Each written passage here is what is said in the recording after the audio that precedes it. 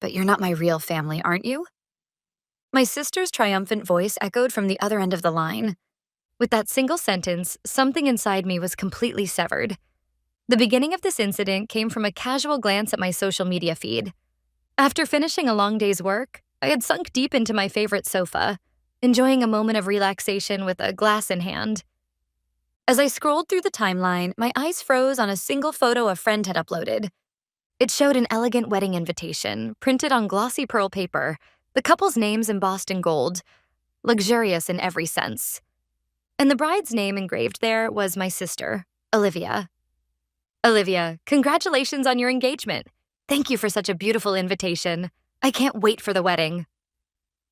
That message from a friend was followed by a flood of cheerful comments. Congratulations.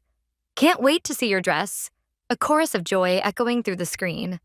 But in stark contrast to that festive scene, my heart began to pound with an uneasy rhythm. Because that invitation had never arrived for me. My name is Natalie. I'm the owner of Eternal Garden, the most exclusive wedding venue in this city, one that's always fully booked.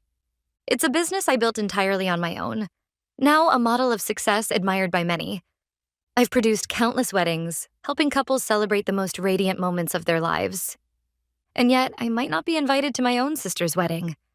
A few months ago, Olivia told me she was getting married.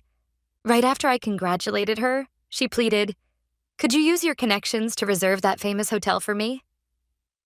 Using my professional network, I managed to secure the reservation, something normally impossible. And yet, nothing has arrived for me since. Was the mail delayed? Or was Olivia planning to hand it to me personally? I ran through every possibility in my mind, but experience whispered the harshest truth. I put down my glass and picked up my smartphone. I dialed Olivia's number. After a few rings, her bright, slightly surprised voice answered. "Oh, Natalie? What's up? It's kind of late." I took a deep breath and forced my tone to stay calm. "Olivia, how's the wedding preparation going?" Her voice rose another octave, sparkling with excitement. "Yes, of course. It's the busiest time, but also the most exciting. I just finished sending out all the invitations." "I see, good work. About those invitations, actually." I got straight to the point. Could it be that mine just hasn't arrived yet by mistake? The moment I asked, I heard Olivia quietly chuckle on the other end of the line. That malicious laugh shattered the faint hope I had been clinging to. "A mistake? No, there's no mistake." She was enjoying it, that cruel pleasure of hurting me at that very moment. Then, in a triumphant tone, she drove in the final blade. "Because you're my sister, but not really my family, aren't you?" For a moment, I forgot how to breathe, but I quickly regained my composure. "That's quite an interesting thing to say, Olivia." My voice was lower, colder than I expected. "We may not be connected by blood. Yes, that's true. But tell me, what was it that this so-called not-family sister did for you?" I could hear Olivia gasp faintly through the phone. I continued, "That 5-star hotel you dreamed of. The one that usually has a 1-year waiting list? Who do you think pulled strings to secure it for you? You can't even imagine how much trust I've built in this industry. And I spent that trust on you, just to grant one selfish request. Tell me, does that sound like something a non-family member would do?" For a brief moment, Olivia was silent. Then, with her usual mix of childishness and venom, she snapped back. "So what? You're successful, aren't you? It's only natural. That's your duty as family." Duty. That one word was the final blow. The last remnants of my illusion of family vanished completely. "I see. All right then," I said quietly. "I'll make sure to fulfill that duty of yours, to the letter. I'll give you the perfect wedding." Before Olivia could respond, I ended the call. The screen went dark, and in the silence of the room, only my cold resolve remained. My parents, who had been unable to have children, once welcomed me into their lives as their adopted daughter. But a few years after I came into their home, a miracle happened. My younger sister, Olivia, their biological child, was born. From that day on, the balance of their love visibly tilted toward the daughter connected by blood. Olivia was adored like the sun itself, while I became a shadow, holding my breath so as not to dim her light. Yet that lonely environment nurtured my independence and gave me the strength to carve my own path without relying on anyone. For every ounce of love they failed to give me, I poured that energy into my work and built my success with it. A part of me wanted to believe that this was all Olivia's selfish decision alone, and so I needed to confirm with my own hands whether my parents knew the truth. I pulled up my mother's number. "Hello, Mom? I have something to ask about Olivia's wedding." I got straight to the point. On the other end, I could hear my mother sigh. "What is it?" Her voice was cold, as if I had just handed her a tedious chore. "I wasn't invited to the wedding. Did you know that?" "Oh, yes, Olivia told me. Don't bother calling me over something so trivial." She spoke without the slightest hint of guilt. "Is that really a problem? It's Olivia's wedding. Naturally, her feelings should come first." "Because I'm not related by blood? Is that your answer, Mom?" I struggled to keep my voice from trembling. Her reply was brutally cruel, more than enough to tear through my heart. "It can't be helped. Facts are facts. You're an adult now, so you should understand and endure it for Olivia's sake." At that moment, I understood everything. To them, I was nothing more than a convenient tool, my existence entirely disregarded. "I see." That was all I said before quietly ending the call. Now, there was nothing left to hesitate about. This little family charade, I would be the one to end it. Calmly, I began to act. My first call was to the manager of the country's most prestigious five-star hotel. He was one of my most trusted business partners. "Manager, I'd like to discuss my sister's wedding. She wants only the best. Could you please upgrade everything? The venue, the flowers, the menu, to the Royal Platinum plan?" I could hear him gasp faintly on the other end of the line. "Miss Natalie, with that plan, the budget will triple. Are you sure about this?" "That's fine, but there's one condition. Please send every invoice directly to the bride, my sister, Olivia Miller." The quiet authority in my voice left him with no choice but to reply, "Understood." I repeated the same request with every vendor on the list. The wedding cake, crafted by a world-famous pâtissier, was upgraded to a 7-tier custom masterpiece. The rental dress became a one-of-a-kind haute couture gown flown in from Paris. The wedding favors were replaced with luxury dinnerware sets from an internationally renowned celebrity brand. And, of course, every invoice was addressed to Olivia. The ridiculous promise that I would cover all the expenses had been made just after securing the venue. It was the very day I used my industry reputation to achieve the impossible, booking the 5-star hotel everyone wanted. When I called to share the good news, Olivia was ecstatic. "Really, you're amazing, Natalie. I can't believe it." Before her excitement had even cooled, she smoothly shifted to the real reason for her call, without the slightest hint of guilt. "So, about the cost.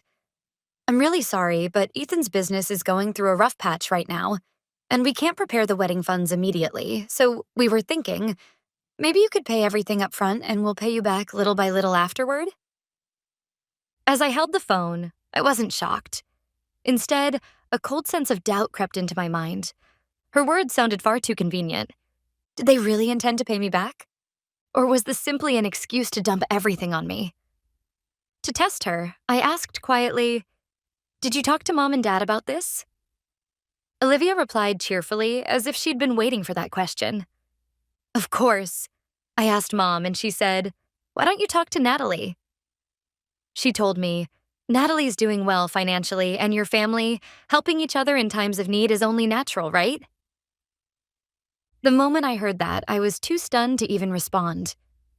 Help each other because we're family? No. They come to me because I'm successful, because I have money. If I were penniless, they wouldn't even glance in my direction. To them, family is nothing more than a convenient word, used only when it benefits them. Their shameless audacity no longer made me angry. It almost seemed comical. But I didn't let that emotion show in my voice. Calmly, and in the tone I used for business, I replied, "All right, I'll cover the full cost." For a brief moment, I heard Olivia let out a sigh of relief on the other end, but I immediately continued. "However, there's one condition. This isn't a gift. It's a loan. We'll sign a formal contract that includes a clear repayment plan. And any additional costs, such as plan upgrades not stated in the contract, will naturally be your responsibility. Is that understood?" "A contract? And we have to cover extra fees ourselves?" Olivia's voice shot up in panic. But we're family. Isn't that so cold? Don't you trust me? Trust has nothing to do with this, Olivia. My voice was as calm and cold as ice. This is how I handle business. The amount is too large. Even between close people, money matters must be written down properly. Otherwise, they always cause trouble later. This is for your own good as well. Faced with my unshakable tone, Olivia was at a loss for words. After a long pause, she muttered reluctantly, "Fine." "Good. I'll have my lawyer send the official documents soon. Once you've signed them, I'll proceed with the payments. Is that all right with you?" Without giving her a chance to argue, I ended the call. Recalling that conversation now, I couldn't help but smile coldly. After finishing all the vendor arrangements, I exhaled deeply. By the time the wedding ended, Olivia and Ethan would receive a staggering stack of invoices, an amount far beyond their ability to pay. In no time, their repayments would halt, and their social credibility would crumble. But my thoughts didn't stop there. This was Olivia I was dealing with. She was a master manipulator, a woman who could twist tears and blame into tools of survival. She would cry, "My sister tricked me," or "She forced me into an expensive plan," and throw herself at the mercy of our parents or Ethan, winning their sympathy with ease. If that happened, this revenge would be reduced to nothing more than a petty financial quarrel, just another ugly family dispute in the public eye. That wouldn't be enough. Far too lenient. So my mind turned to Olivia's fiancé, Ethan. I replayed her words in my head once more. "Ethan's business is going through a rough time, and we can't prepare the wedding funds right now." Was that really true? After years as a business owner who'd seen every kind of person, my instincts were screaming a warning. A man whose company is truly in trouble doesn't plan an extravagant wedding beyond his means. And he certainly wouldn't so easily agree to let his fiancé's sister cover the entire cost. That is not something a person with pride would do. Could it be that this man, Ethan, is the same kind of person as Olivia? Someone who parasitizes others and feels no pain in exploiting their goodwill. Or perhaps something worse. He might have approached Olivia with my assets as his true target. I recalled the contract I had made Olivia promise to sign. This is not a gift, but a loan. Yes, this was business. It was the same as my company lending a massive sum to a joint venture called Olivia and Ethan. If so, conducting a credit check on the borrowers was nothing more than standard risk management for an owner. I reminded myself of this. This was legitimate due diligence to protect the precious assets I had built. I would determine whether the other party was worthy of trust. If it turned out that Ethan was sincere and conscientious, I would end this plan with nothing more than a financial blow. Perhaps, in some small corner of my heart, I had been hoping that the man my sister chose would be a decent human being. From my smartphone's contacts, I pulled up a certain number. It was the number of the head of an investigative firm I trusted completely for corporate disputes and background checks. "This is Natalie. I need you to investigate someone urgently." In a steady voice, I requested a thorough inquiry into his career history, social connections, and above all, his relationships with women. Several days later, a thick envelope from the firm arrived at my office. Its heavy weight seemed to foretell the outcome already. The moment I broke the seal and skimmed the contents, my suspicion hardened into certainty. What I saw there was desire and deceit so foul that even the word vile felt too gentle. By the time I turned the first page of the report, the gossamer thin hope that the man my sister had chosen might be decent snapped cleanly. While dating Olivia, Ethan had, at the same time, maintained serious relationships with 2 other women. At least 2 that could be confirmed. The report contained photographs documenting in exact detail the dates and times he entered hotels with each woman. In one image, he was seen fastening a necklace, the same brand he had given to Olivia, around another woman's neck, smiling at her with unmistakable intimacy. There wasn't even a shadow of guilt on his face. What horrified me even more were the screenshots of his messages. Just hours after sending Olivia, "You're the one I was destined to find?" He had texted another woman, "I love you. Once I break up with Olivia, I'll be with you." But the most damning piece was a conversation with one of his friends. "Her sister owns a famous wedding venue. This marriage is an investment in our future." My wealth. So that was his true goal. Olivia was merely a convenient stepping stone toward it. Without showing any emotion, I began scanning each piece of evidence one by one. The process felt like fitting together the final pieces of a puzzle. I saved every image, every glimpse of Ethan's true nature, onto a USB drive. When I placed it in the drawer, there was a faint, dry click. That sound marked the moment my resolve solidified. Now, the decisive evidence was complete. All that remained was to wait for the perfect stage, the wedding, where the bride, Olivia, would plunge into the depths of despair. A week before the ceremony, I clutched the small USB drive and knocked on Haley's door. She had been my closest friend since childhood and now worked as a director at a company specializing in audiovisual systems. By a fortunate coincidence, her firm was in charge of managing the visual and sound systems at the five-star hotel where Olivia's wedding would take place. She was the only person who truly knew how I had been treated in that so-called family that never shared my blood. When Haley opened the door and saw the tension in my expression, she seemed to understand everything without a single word.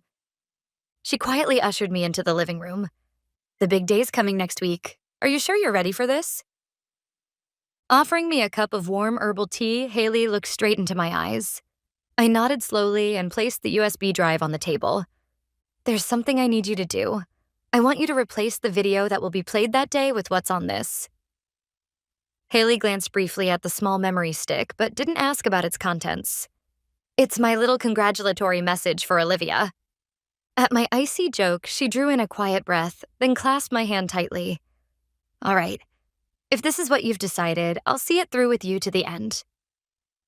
The warmth of her hand and the unwavering strength in her eyes were all I needed.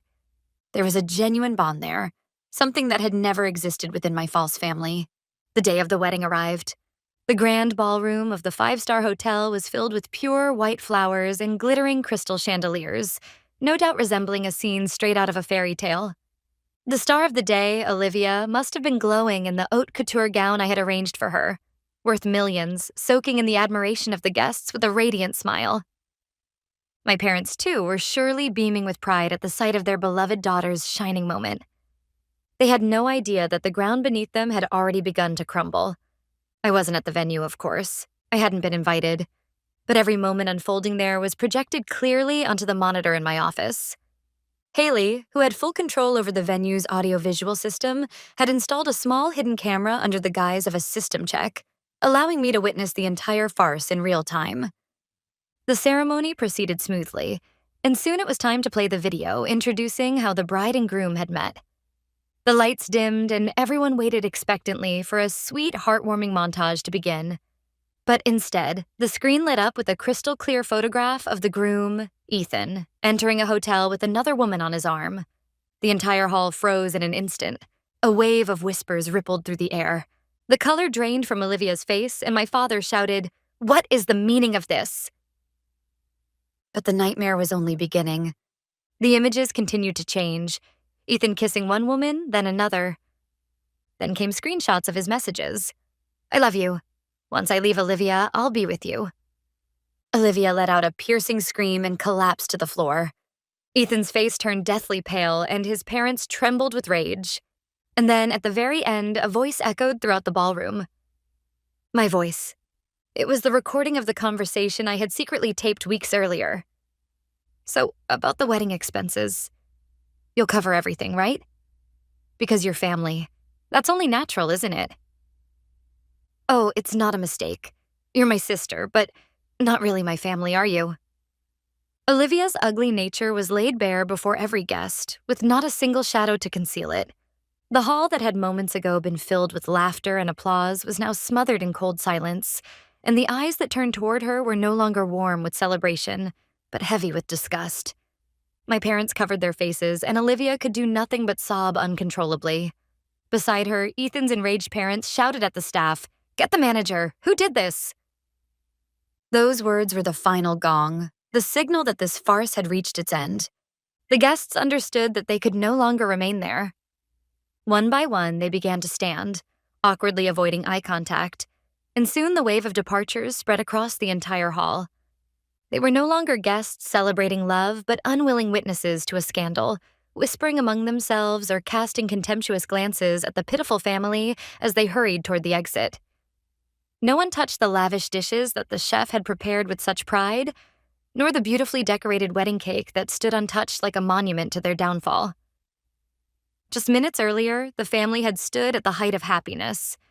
Now they were reduced to a miserable spectacle, objects of pity, curiosity, and disdain. I watched it all quietly through my monitor, and as I did, I could feel the heavy lump that had weighed on my heart for years slowly melt away. Yes, this was the perfect wedding I had prepared for them, and the perfect new beginning for me. When the storm of vengeance had finally passed, a stunning silence surrounded me. That night, after the wedding had collapsed into chaos, my smartphone rang over and over again, shrill and desperate. The name Olivia flashed on the screen. I simply stared at the incoming call, my hand still. The ringing stopped, then started again. The relentless repetition told me everything about her panic. Eventually, the calls ceased, replaced by a single message. "You ruined my life. This is all your fault." I glanced coldly at the hysterical text, then closed the screen without replying. That was the last I ever heard from her. Weeks later, my parents appeared at my office without warning. They looked years older, their faces etched with despair. The moment they saw me, they nearly collapsed. "Natalie, please forgive us. We were wrong, all this time." My father's voice trembled, and my mother could do nothing but cry. Only after losing everything, and the financial support I had once provided, did they finally understand the magnitude of their mistakes. "We envied your success. We couldn't bring ourselves to love you as our real daughter. We were so wrong." My father's quivering apology, at least, sounded genuine, but their words no longer reached my heart.